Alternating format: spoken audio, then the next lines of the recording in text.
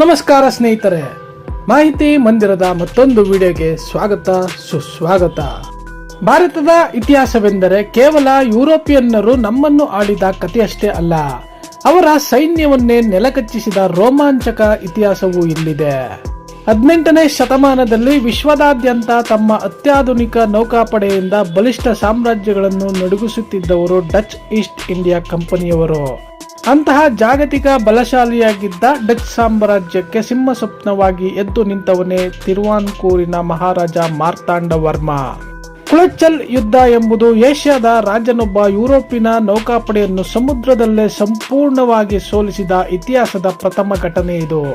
ಈ ಯುದ್ಧದ ಕಥೆಯನ್ನು ಅರ್ಥ ಮಾಡಿಕೊಳ್ಳಲು ನಾವು 1729ರ ಕಾಲಘಟ್ಟಕ್ಕೆ ಹಿಂತಿರುಗಬೇಕು. 1729ರಲ್ಲಿ ಮಾರ್ತಾಂಡವರ್ಮ ತಿರುವಾಂಕೂರು ಸಂಸ್ಥಾನದ ಅರಸನಾಗಿ ಅಧಿಕಾರ ವಹಿಸಿಕೊಂಡಿದ್ದರು. ಆ ಸಮಯದಲ್ಲಿ ತಿರುವಾಂಕೂರು ಅತ್ಯಂತ ಸಣ್ಣ ಹಾಗೂ ಸಾಮಂತರಾಜರ ಒಳಸಂಚುಗಳಿಂದ ದುರ್ಬಲಗೊಂಡಿದ್ದ ರಾಜ್ಯವಾಗಿತ್ತು. ಎಟ್ಟು ವೀಟಲ್ ಪಿಳ್ಳಮಾರ್ ಎಂಬ 8 ಜನ ಶ್ರೀಮಂತ ಜಮೀನ್ದಾರರು ರಾಜನ ವಿರುದ್ಧ ನಿರಂತರ ಸಂಚು ಹೂಡುತ್ತಿದ್ದರು. ಮಾರ್ತಾಂಡವರ್ಮ ಅಧಿಕಾರಕ್ಕೆ ಬಂದ ತಕ್ಷಣವೇ ಈ ಆಂತರಿಕ ಶತ್ರುಗಳನ್ನು ಅತ್ಯಂತ ಕಠಿಣವಾಗಿ ಮಟ್ಟ ಹಾಕಿದನು. ರಾಜಕೀಯ ಸ್ಥಿರತೆ ತಂದ ನಂತರ ಆತ ತನ್ನ ದೃಷ್ಟಿಯನ್ನು ರಾಜ್ಯದ ಆರ್ಥಿಕತೆಯ ಕಡೆಗೆ ಹರಿಸಿದನು.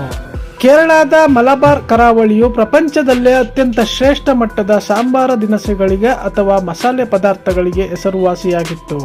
ಕಪ್ಪು ಮೆಣಸು, ಏಲಕ್ಕಿ ಮತ್ತು ದಾಲ್ಚಿನ್ನಿ ವ್ಯಾಪಾರದಿಂದ ಕೋಟಿಗಟ್ಟಲೆ ಹಣ ಗಳಿಸುವುದು ಪ್ರತಿಯೊಬ್ಬ ಯುರೋಪಿಯನ್ ವ್ಯಾಪಾರಿಯ ಕನಸಾಗಿತ್ತು. ಆ ಕಾಲಕ್ಕೆ ಡಚ್ ಈಸ್ಟ್ ಇಂಡಿಯಾ ಕಂಪನಿಯು ವಿಶ್ವದ ಅತ್ಯಂತ ಶ್ರೀಮಂತ ಕಂಪನಿಯಾಗಿ ಹೊರಹೊಮ್ಮಿತ್ತು.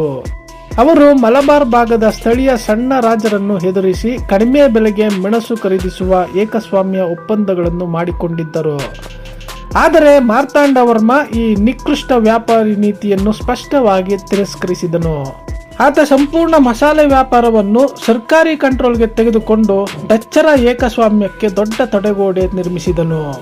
ಇದರಿಂದಾಗಿ ಡಚ್ ಕಂಪನಿಗೆ ಭಾರಿ ಪ್ರಮಾಣದ ನಷ್ಟ ಉಂಟಾಗಲು ಪ್ರಾರಂಭವಾಯಿತು. ರಾಜ ಮಾರ್ತಾಂಡವರ್ಮ ಸಣ್ಣ ಪುಟ್ಟ ರಾಜ್ಯಗಳನ್ನು ತನ್ನ ತಿರುವಾಂಕೂರಿನಲ್ಲಿ ವಿಲೀನಗೊಳಿಸುತ್ತಾ ತನ್ನ ಗಡಿಯನ್ನು ವಿಸ್ತರಿಸತೊಡಗಿದನು. ಡಚ್ಚರ ಜೊತೆ ನಿಕಟ ಸಂಪರ್ಕದಲ್ಲಿದ್ದ ಕಾಯಂಕುಳಂ ರಾಜನ ಮೇಲೆಯೂ ಮಾರ್ತಾಂಡವರ್ಮ ದಾಳಿ ಮಾಡಿದನು. ಇದರಿಂದ ಕಂಗಾಲಾದ Dutch governor Julius van him of ಮಾರ್ತಾಂಡವರ್ಮನನ್ನು ಭೇಟಿಯಾಗಲು ತೀರ್ಮಾನಿಸಿದನು. ಇಮ್ ಆಫ್ ನೇರವಾಗಿ ರಾಜನಿಗೆ ಬೆದರಿಕೆ ಹಾಕುತ್ತಾ, ನಮ್ಮ ಷರತ್ತುಗಳನ್ನು ಒಪ್ಪದಿದ್ದರೆ ತಿರುವಾಂಕೂರಿನ ಮೇಲೆ ಆಕ್ರಮಣ ಮಾಡುತ್ತೇವೆ ಎಂದನು. ರಾಜ ಮಾರ್ತಾಂಡವರ್ಮ ಕಿಂಚಿತ್ತೂ ಭಯಪಡದೆ ಚಾರಿತ್ರಿಕವಾದ ಒಂದು ಸವಾಲನ್ನು ಎಸೆದನು. ನಾನು ಒಂದಲ್ಲ ಒಂದು ದಿನ ಯುರೋಪ್ ಮೇಲೆಯೇ ಆಕ್ರಮಣ ಮಾಡಲು ಯೋಜಿಸಿದ್ದೇನೆ, ಅಲ್ಲಿ ಸಿಗೋಣ ಎಂದು ಇಮ್ ಆಫ್ಗೆ ನಕ್ಕು ಉತ್ತರಿಸಿದನು. ಈ ಅವಮಾನವನ್ನು ತಾಳಲಾರದ ಡಚ್ ಕಂಪನಿಯು ತಿರುವಾಂಕೂರಿನ ವಿರುದ್ಧ ಯುದ್ಧ ಘೋಷಿಸಿತು. 1741ರ ಆರಂಭದಲ್ಲಿ ಡಚ್ ನೌಕಾಪಡೆಯು ಸಿಲೋನ್ನಿಂದ ಬೃಹತ್ ಯುದ್ಧ ಹಡಗುಗಳನ್ನು ತರಿಸಿಕೊಂಡಿತು. ಅತ್ಯಾಧುನಿಕ ಫಿರಂಗಿಗಳು ಮತ್ತು ತರಬೇತಿ ಪಡೆದ ಸೈನಿಕರೊಂದಿಗೆ ಡಚ್ ಪಡೆ ಕುಳಚಲ್ ಎಂಬ ಕರಾವಳಿ ಬಂದರಿಗೆ ದಾಳಿ ಮಾಡಿತು.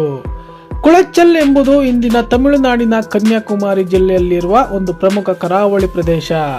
ಡಚ್ ಸೈನ್ಯವು ಸುಲಭವಾಗಿ ಕುಳಚಲ್ ಪ್ರದೇಶವನ್ನು ವಶಪಡಿಸಿಕೊಂಡು ಅಲ್ಲಿ ಬಲವಾದ ಕೋಟೆಯನ್ನು ನಿರ್ಮಿಸಲು ಶುರು ಮಾಡಿತು. ಅವರ ಮುಂದಿನ ಗುರಿ ತಿರುವಾಂಕೂರಿನ ರಾಜಧಾನಿಯಾಗಿದ್ದ ಪದ್ಮನಾಭಪುರವನ್ನು ವಶಪಡಿಸಿಕೊಳ್ಳುವುದಾಗಿತ್ತು. ಡಚ್ ಪಡೆಗಳು ಕನ್ಯಾಕುಮಾರಿಯಿಂದ ಕೊಲ್ಲಂವರೆಗಿನ ಸಂಪೂರ್ಣ ಕರಾವಳಿ ತೀರವನ್ನು ಆಕ್ರಮಿಸಲು ಯೋಜನೆ ರೂಪಿಸಿದ್ದವು. ಈ ಪರಿಸ್ಥಿತಿಯ ಗಂಭೀರತೆಯನ್ನು ಅರಿತ ಮಾರ್ತಾಂಡವರ್ಮ ಅತ್ಯಂತ ಚಾಣಾಕ್ಷತೆಯಿಂದ ತನ್ನ ತಂತ್ರವನ್ನು ಹೆಣೆದನು. ಆತ ತಕ್ಷಣವೇ ತನ್ನ ನಂಬಿಕಸ್ಥ ದಂಡನಾಯಕ ರಾಮಯ್ಯನ್ ದಳವಾಯಿಗೆ ಯುದ್ಧದ ಜವಾಬ್ದಾರಿಯನ್ನು ಒಪ್ಪಿಸಿದನು. ಮಾರ್ತಾಂಡವರ್ಮನ ಬಳಿ ಯುರೋಪಿಯನ್ನರಷ್ಟು ಆಧುನಿಕ ಶಸ್ತ್ರಾಸ್ತ್ರಗಳಿರಲಿಲ್ಲ, ಆದರೆ ಆತನ ಬಳಿ ಅಪ್ರತಿಮ ಭೌಗೋಳಿಕ ಜ್ಞಾನವಿತ್ತು. ತಿರುವಾಂಕೂರು ಸೈನ್ಯವು ವೇಣಾಡ್ ನಾಯರ್ ಪಡೆಗಳು ಮತ್ತು ಸ್ಥಳೀಯ ಮುಕ್ಕುವರ್ ಮೀನುಗಾರರ ಸಮುದಾಯದ ಯೋಧರನ್ನು ಒಳಗೊಂಡಿತ್ತು. ಜುಲೈ 1741ರಲ್ಲಿ ರಾಜ ಮಾರ್ತಾಂಡವರ್ಮ ಸ್ವತಃ ಸೈನ್ಯದ ಮುಂಚೂಣಿ ವಹಿಸಿ ಕುಳಚಲ್ ಕಡೆಗೆ ಧಾವಿಸಿದನು. ಡಚ್ ಸೈನ್ಯವು ಕಡಲ ತೀರದಲ್ಲಿ ನೆಲೆಸಿದ್ದರೆ ತಿರುವಾಂಕೂರು ಸೈನ್ಯವು ಭೂಭಾಗದಿಂದ ಅವರನ್ನು ಸಂಪೂರ್ಣವಾಗಿ ಸುತ್ತುವರಿಯಿತು. ತಿರುವಾಂಕೂರು ಸೈನ್ಯವು ಅತ್ಯಂತ ನಿಸ್ಸೀಮ ಗೆರಿಲ್ಲಾ ಕಾಳಗದ ತಂತ್ರಗಳನ್ನು ಬಳಸಲು ಪ್ರಾರಂಭಿಸಿತು.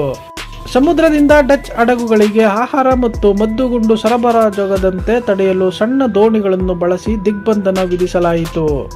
ಮಾರ್ತಾಂಡವರ್ಮ ಕರಾವಳಿಯ ಉದ್ದಕ್ಕೂ ತೆಂಗಿನ ಮರಗಳ ಕಾಂಡಗಳನ್ನು ಪಿರಂಗಿಗಳಂತೆ ಜೋಡಿಸಿ ಡಚ್ಚರನ್ನು ದಿಕ್ಕು ತಪ್ಪಿಸಿದನು. ಡಚ್ ಪಡೆಗಳು ತಿರುವಾಂಕೂರಿನ ಬಳಿ 100 ಪಿರಂಗಿಗಳಿವೆ ಎಂದು ಭಾವಿಸಿ ಮಾನಸಿಕವಾಗಿ ಕಂಗಾಲಾದವು.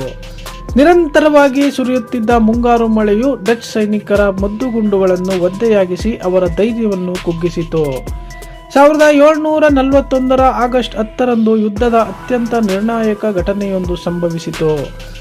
ತಿರುವಾಂಕೂರು ಪಡೆಗಳು ಎಸೆದ ಒಂದು ಬಲವಾದ ಪಿರಂಗಿ ಗುಂಡು ಡಚ್ಚರ ಮದ್ದುಗುಂಡುಗಳ ಬೃಹತ್ ಉಗ್ರಾಣಕ್ಕೆ ನೇರವಾಗಿ ತಗುಲಿತು. ಭಾರೀ ಪ್ರಮಾಣದ ಸ್ಫೋಟ ಸಂಭವಿಸಿ ಡಚ್ಚರ ತಾತ್ಕಾಲಿಕ ಕೋಟೆ ಮತ್ತು ಆಹಾರ ಸಾಮಗ್ರಿಗಳು ಬೂದಿಯಾದವು. ಉಗ್ರಾಣದ ಸ್ಫೋಟದಿಂದಾಗಿ ಡಚ್ ಸೈನಿಕರಲ್ಲಿ ಅಭೂತಪೂರ್ವ ಕಾಲ್ತುಳಿತ ಮತ್ತು ಗೊಂದಲ ಉಂಟಾಯಿತು. ಅದೇ ಕ್ಷಣದಲ್ಲಿ ಮಾರ್ತಾಂಡವರ್ಮನ ಸೈನ್ಯವು ಜೈ ಪದ್ಮನಾಭ ಎಂಬ ಘೋಷಣೆಯೊಂದಿಗೆ ಡಚ್ ಪಡೆಗಳ ಮೇಲೆ ಎರಗಿ ಬಿದ್ದಿತು. ಸಮುದ್ರದ ಕಡೆಗೆ ಓಡಿ ಹಡಗುಗಳನ್ನು ಏರಲು ಯತ್ನಿಸಿದ ಡಚ್ ಸೈನಿಕರನ್ನು ಕರಾವಳಿಯಲ್ಲೇ ಸೆರೆಹಿಡಿಯಲಾಯಿತು.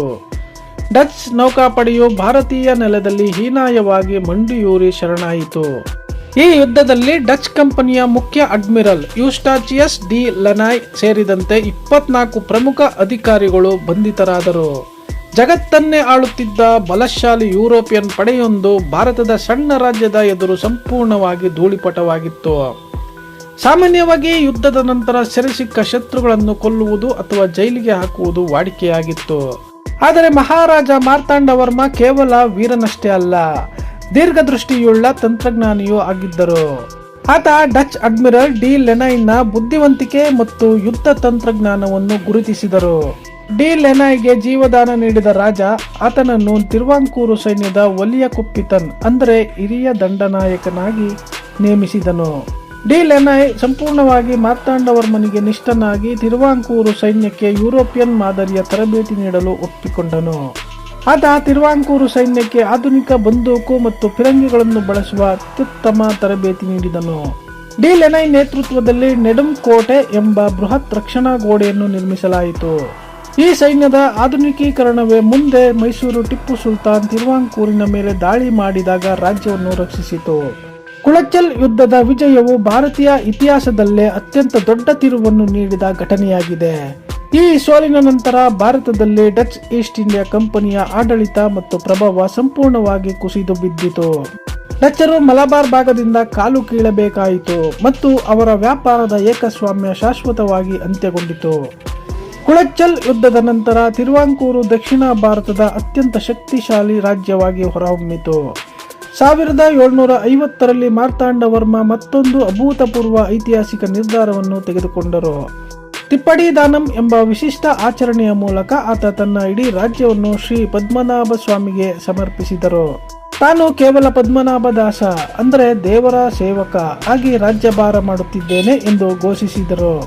ಈ ನಿರ್ಧಾರವು ರಾಜ್ಯಕ್ಕೆ ದೈವಿಕ ರಕ್ಷಣೆಯನ್ನು ನೀಡಿತು ಮತ್ತು ಮುಂದಿನ ಆಕ್ರಮಣಕಾರರಿಂದ ರಾಜ್ಯವನ್ನು ಕಾಪಾಡಿತು.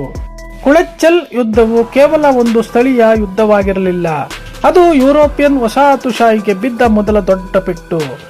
ಭಾರತೀಯರು ತಂತ್ರಜ್ಞಾನ ಮತ್ತು ತಂತ್ರದಲ್ಲಿ ಯುರೋಪಿಯನ್ನರಿಗಿಂತ ಕಡಿಮೆ ಇಲ್ಲ ಎಂಬುದನ್ನು ಮಾರ್ತಾಂಡವರ್ಮ ಜಗತ್ತಿಗೆ ನಿರೂಪಿಸಿದರು. ಇಂದು ಕನ್ಯಾಕುಮಾರಿಯ ಬಳಿ ಇರುವ ಕುಳಚಲ್ನಲ್ಲಿ ಈ ಐತಿಹಾಸಿಕ ವಿಜಯದ ನೆನಪಿಗೆ ವಿಜಯ ಸ್ತಂಭ ಎದ್ದು ನಿಂತಿದೆ. ಈ ಸ್ಮಾರಕವು ಮಾರ್ತಾಂಡವರ್ಮನ ವೀರಗಾಥೆಯನ್ನು ಇಂದಿಗೂ ಸಾರುತ್ತಾ ನಿಂತಿದೆ. ಆದಾಗ್ಯೂ ನಮ್ಮ ಶಾಲಾ ಪಠ್ಯ ಪುಸ್ತಕಗಳಲ್ಲಿ ಈ ಮಹಾನ್ ವಿಜಯಕ್ಕೆ ಸಿಗಬೇಕಾದ ಸೂಕ್ತ ಸ್ಥಾನ ಸಿಗದಿರುವುದು ವಿಷಾದಕರ ಸಂಗತಿ. ನಾವು ಬ್ರಿಟಿಷರ ಮತ್ತು ಯುರೋಪಿಯನ್ನರ ಗೆಲುವಿನ ಕಥೆಗಳನ್ನು ಓದುತ್ತೀವಿಯೇ ಹೊರತು ಅವರನ್ನು ಮಂಡಿಯೂರಿಸಿದ ಭಾರತೀಯ ವೀರರನ್ನಲ್ಲ. ಮಾರ್ತಾಂಡವರ್ಮ ಪ್ರದರ್ಶಿಸಿದ ದೇಶಭಕ್ತಿ, ಧೈರ್ಯ ಮತ್ತು ತಂತ್ರಗಾರಿಕೆ ಇಂದಿನ ಯುವಜನತೆಗೆ ದೊಡ್ಡ ಪ್ರೇರಣೆಯಾಗಿದೆ. ಶತ್ರು ಎಷ್ಟೇ ಬಲಶಾಲಿಯಾಗಿದ್ದರೂ ಸರಿಯಾದ ಯೋಜನೆ ಮತ್ತು ಸ್ಥಳೀಯ ಬಲವನ್ನು ಬಳಸಿದರೆ ಗೆಲುವು ನಿಶ್ಚಿತ ಎಂಬುದಕ್ಕೆ ಈ ಯುದ್ಧವೇ ಸಾಕ್ಷಿ. ಡಚ್ ನೌಕಾಪಡೆಯನ್ನು ಜಲಸಮಾಧಿ ಮಾಡಿದ ಈ ಕಥೆಯು ಪ್ರತಿಯೊಬ್ಬ ಭಾರತೀಯನು ಹೆಮ್ಮೆಯಿಂದ ತಿಳಿದುಕೊಳ್ಳಬೇಕಾದ ಇತಿಹಾಸ. ಈ ಕಥೆಯು ಭಾರತದ ನೌಕಾಪಡೆಯ ಇತಿಹಾಸದಲ್ಲೂ ಸುವರ್ಣ ಅಕ್ಷರಗಳಲ್ಲಿ ಬರೆದಿಡಬೇಕಾದ ಅಧ್ಯಾಯವಾಗಿದೆ. ಮಾರ್ತಾಂಡವರ್ಮನ ಸಾಹಸವು ಭಾರತೀಯರು ತಮ್ಮ ಕರಾವಳಿ ರಕ್ಷಣೆಗೆ ನೀಡುತ್ತಿದ್ದ ಮಹತ್ವವನ್ನು ಎತ್ತಿಡಿಯುತ್ತದೆ. ಇಂತಹ ಮರೆತು ಹೋದ ಇತಿಹಾಸದ ಪುಟಗಳನ್ನು ಮುನ್ನೆಲೆಗೆ ತರುವುದು ಪ್ರತಿಯೊಬ್ಬ ಭಾರತೀಯನ ಕರ್ತವ್ಯವಾಗಿದೆ. ಭಾರತ ಮಾತೆಯ ಮಡಿಲಲ್ಲಿ ಅಡಗಿರುವ ಇಂತಹ ನೂರಾರು ವೀರರ ಕಥೆಗಳು ನಮಗೆ ನಮ್ಮ ಸಂಸ್ಕೃತಿ ಮತ್ತು ಶಕ್ತಿಯ ಅರಿವು ಮೂಡಿಸುತ್ತವೆ. ಮಾರ್ತಾಂಡ ವರ್ಮ ಮತ್ತು ಆತನ ವೀರ ವೇಣಾಡು ಸೈನ್ಯದ ಬಲಿದಾನ ಹಾಗೂ ವಿಜಯಕ್ಕೆ ನಮ್ಮ ಅನಂತ ನಮನಗಳು.